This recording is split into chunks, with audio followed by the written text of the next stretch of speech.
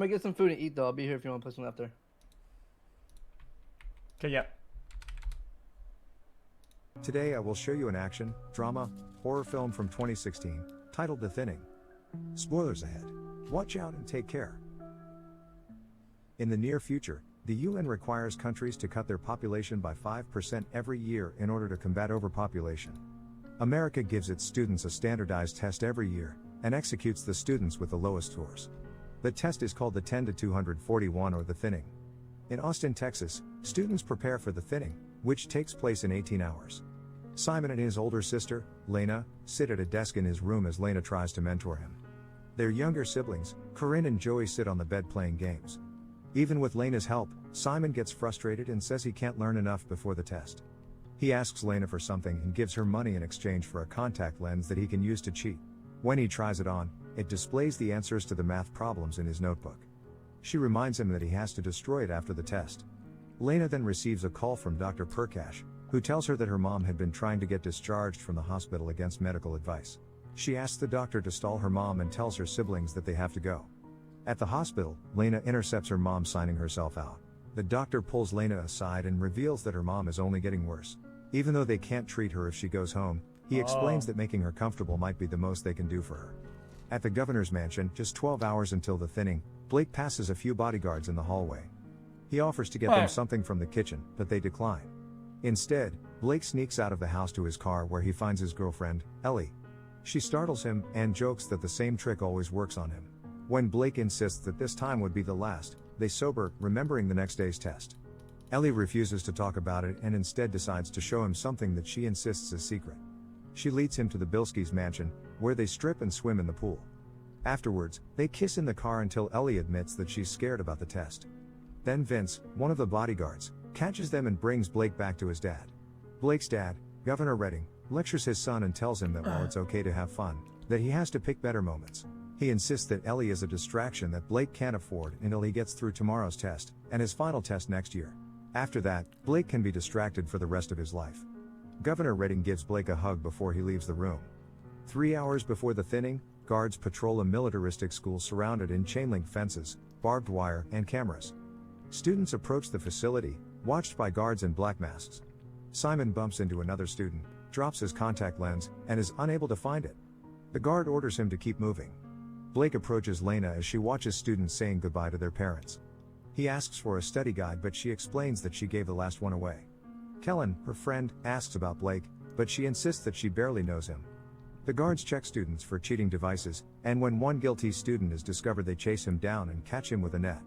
Kellen uses his dad's security access to view the security footage and sends it to a reporter he claims to know, named Wendy Banks. He explains that he has her email, though she doesn't seem to respond to his tips. Inside the school, Blake tries to comfort Ellie. 15 minutes before the test begins, the guards lock down the school. The students gather in their classrooms and teachers review the rules. Miss Birch tells her students that she's proud of them and that the questions are tough but not meant to trick them. She also insists that there's always a chance.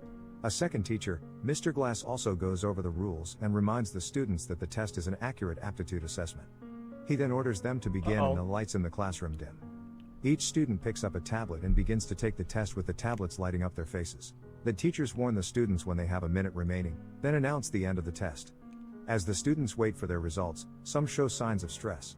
They squirm in their seats, cry, or look uncomfortable. Kellen is amongst them. Eventually, names of the students who failed are read out. With each name called, a student is removed. Some cooperate, some beg, others require force. Kellen is relieved that he passed, but Ellie fails. The remaining students are congratulated for passing and released to the rec room. Lena sees Simon being led away with the failed students, and Blake calls his dad to beg for him to do something to save Ellie. But his dad insists that he has to obey the law. Blake gets angry and slams the locker. He runs after them and attacks a guard with a fire extinguisher. He tells Ellie to run as the guards are distracted, but she is stopped by the crowd and caught. 1 year later, the next test is 24 hours away. Lena sits at a table with her two younger siblings. They're surrounded by boxes and one holds a pamphlet that shows that her mother has passed away. Miss Birch visits to bring the family some extra casserole and tries to comfort Lena about the fact that Corinne would be taking her first test. Meanwhile, Blake works out in his room. He still has a picture of Ellie pinned to his wall. He begins to record a video on a tablet, saying that if someone was watching it, he would already be dead. 3 hours before the test, Lena quizzes Corinne as they approach the school and hugs her before sending her inside. Governor Redding discusses plans for an announcement with Vince, checking that everything is ready. Then, he checks in with Blake. He tries to convince Blake that nothing could be done about Ellie, but Blake dismisses him. Blake leaves for school and Vince sees him put a package in a mailbox along the way. Lena and Kellen meet up at the school and talk about the fact that this is their last test. Kellen admits that he is nervous but recognizes that Lena probably isn't because of how smart she is. Instead, she's more nervous about Corinne than herself. On the way inside, Kellen runs into Wade, a quarterback that goes on to bully another kid. They wonder if he's actually smart enough to have survived this long. 15 minutes before the test, the school is locked down again.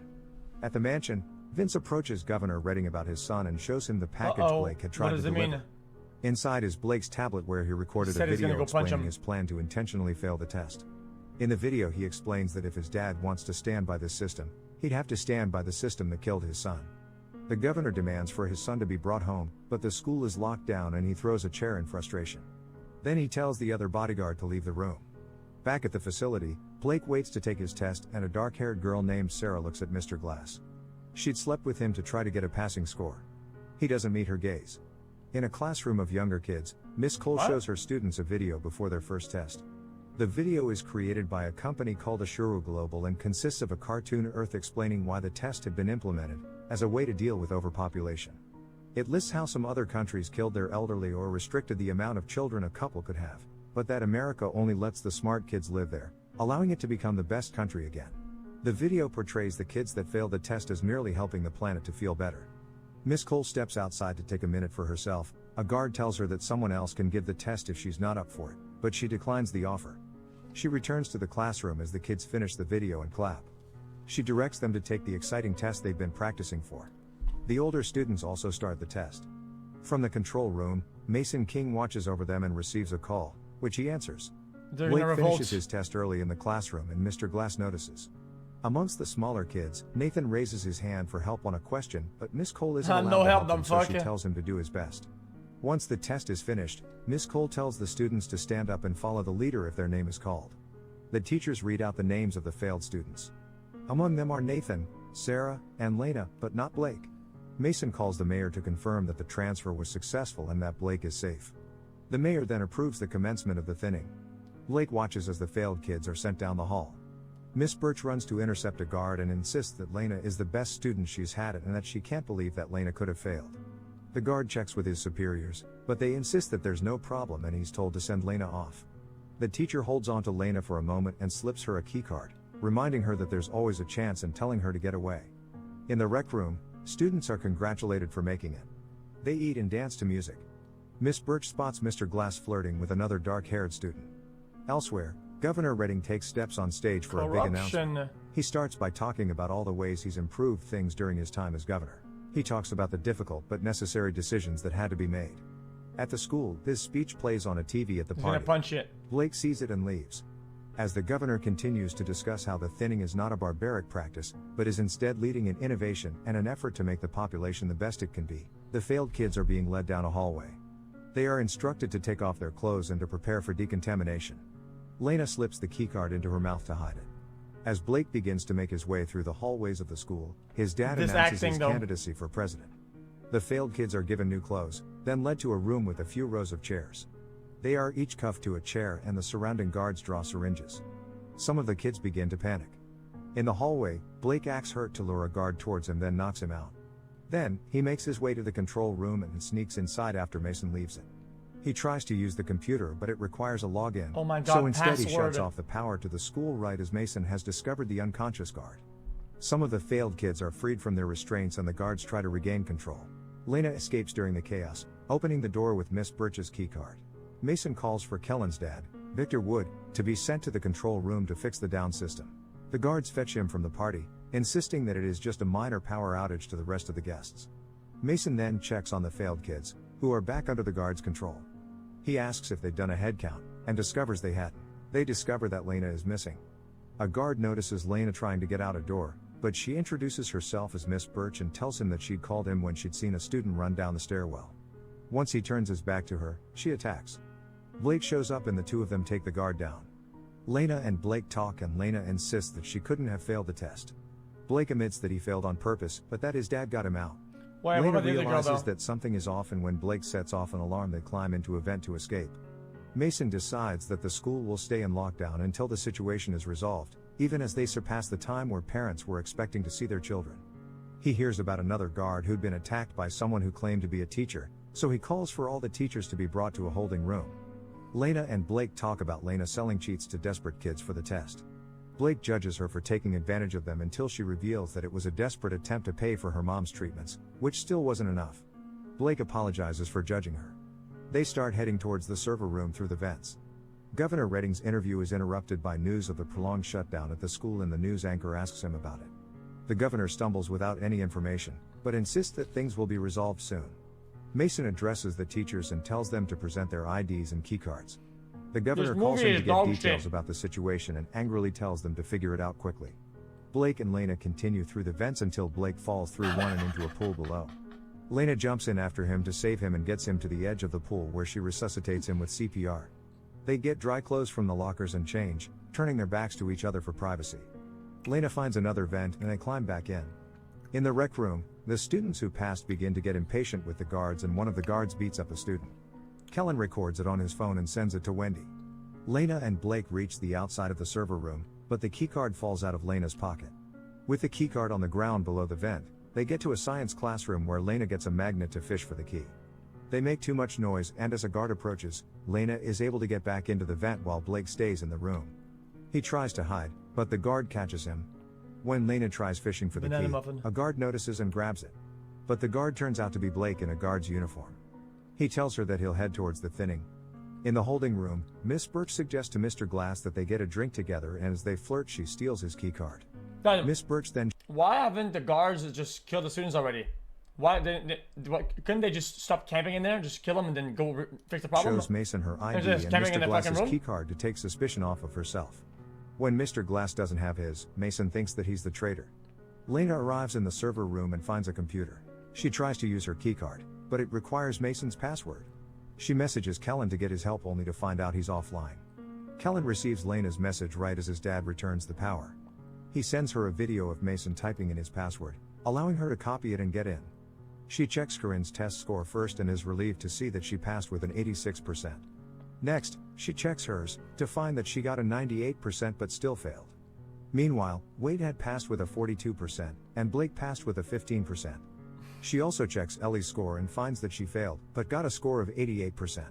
She sees news coverage of Governor Redding claiming that Lena, after failing her test, had attacked several guards, killing 2 of them, and escaped. He places the blame for the shutdown on her.